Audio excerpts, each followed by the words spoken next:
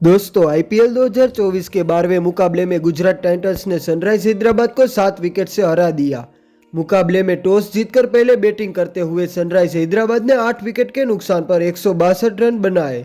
मोहित शर्मा ने गुजरात टाइटंस की ओर से सार्वधानिक 3 विकेट हासिल की और हैदराबाद को 162 रनों पर रोक दिया।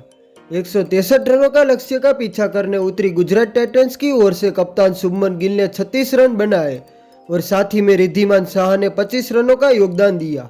गुजरात टाइटंस के लिए इंपैक्ट प्लेयर साई सुदर्शन ने सबसे ज्यादा 45 रन बनाए और उसका साथ देते हुए डेविड मिलर ने 27 गेंदों पर नाबाद 44 रनों की पारी खेली। गुजरात ने यह मुकाबला आसानी से 7 विकेट से जीता। इसी जीत के साथ गुजरात पॉइंट टेबल पे चौथे नंबर पर पहुंच चुकी है। क्रिकेट की सभी खबरों के लिए चैनल को सब्सक्राइब करें। जय हिंद, जय भारत।